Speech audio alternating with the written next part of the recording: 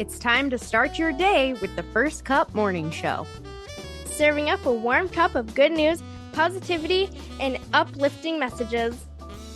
And now, here's your host, Our dad, Joshua Kangley. Hello, friends. Good morning, and welcome back to the First Cup Monday Morning Show. I'm Joshua Kangley, and I'm so glad you're here today. So grab your coffee, your tea, or whatever your favorite beverage is. Sit back and relax, because this is the place where we kick off the week together with some good news and some good vibes. It's our little break away from the noise. And a big happy Monday to you on this incredible July 20th. Thank you again for joining me today. It means a lot to me because you could be anywhere and you're here. I'm here. We're all here. So let's get this started. As always, I do have some good news, and we will get to that in just a bit. But first, let's start it off with a quote. And today I'm sharing a quote by John F. Kennedy when he said this: "Ask not what your country can do for you, ask what you can do for your country."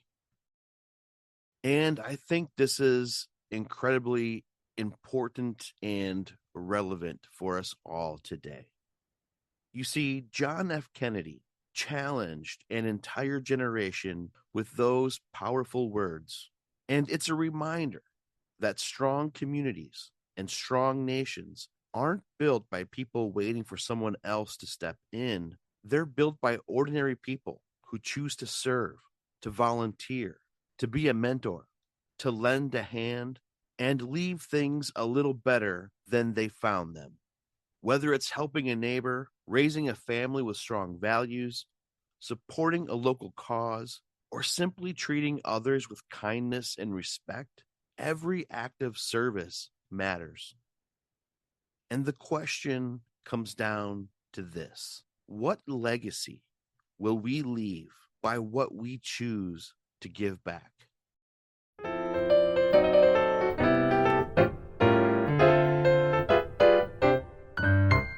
And now let's go to the Did You Know? Did you know that on this day, July 20th in 1968, the very first Special Olympics Games opened in Chicago, bringing together athletes with disabilities from across the United States? And it wasn't just the beginning of a sporting event. It was the beginning of a movement that celebrated ability over disability, courage over limitations, and the incredible strength of the human spirit. Sometimes the greatest victories aren't measured by crossing the finish line first. They're measured by having the courage to step up to the starting line. Every one of us faces obstacles that others may never see. But like those athletes in 1968, we have a choice to let our challenges define us or let our determination inspire others. So this week, remember that your greatest achievement may simply be refusing to give up, because when courage takes the field, everyone wins. Happy National Fortune Cookie Day. Yes, today we're celebrating one of the sweetest little surprises you'll ever crack open, a fortune cookie. These crispy, buttery treats are famous for the tiny messages hidden inside, offering everything from words of wisdom and clever riddles to a little encouragement for the day ahead. Despite being served at the end of so many Chinese meals in America, fortune cookies actually trace their roots to Japan. They made their way to the United States in the late 1800s, and after World War II, they became a beloved tradition that continues today. So if you crack open a fortune cookie today, don't just read the message and toss it aside. Maybe it's a reminder to smile, take a chance, or believe in yourself. After all, sometimes a few simple words can change the direction of an entire day. So happy National Fortune Cookie Day to you. And now it's time for some animal fun facts.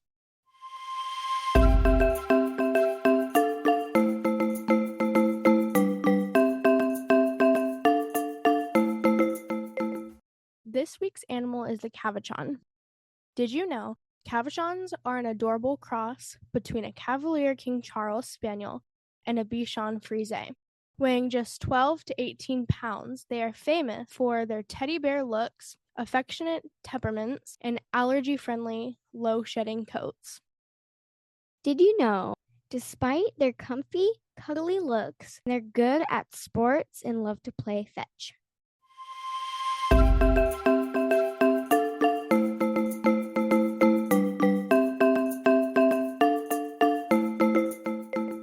All right, let's get to the good news of the week.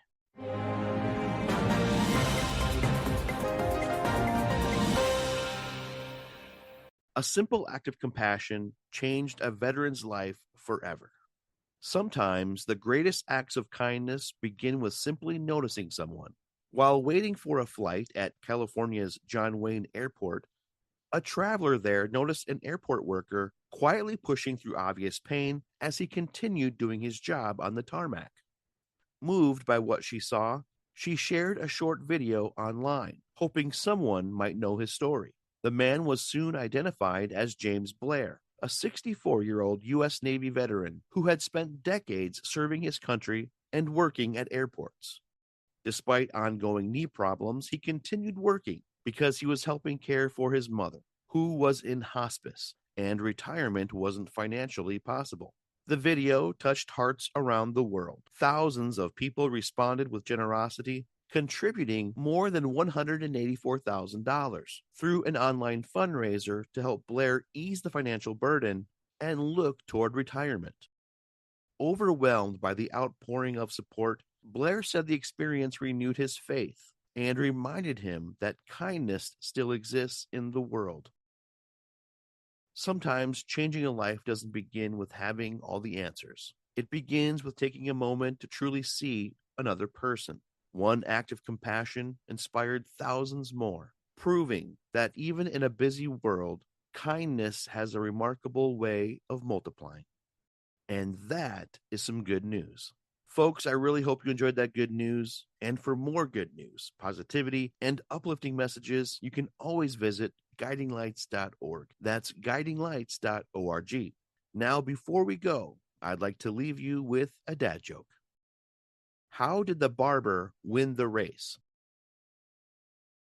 He knew a shortcut. Well, friends, that will wrap up this week's show. I hope it brought a little light into your day and a smile on your face, ready for the week. And I challenge you to be the reason someone else smiles this week. Thank you again for taking this break with me. Have a great week out there. And remember, don't let the mainstream media fool you. Don't let them divide us, because we are all way more alike than different.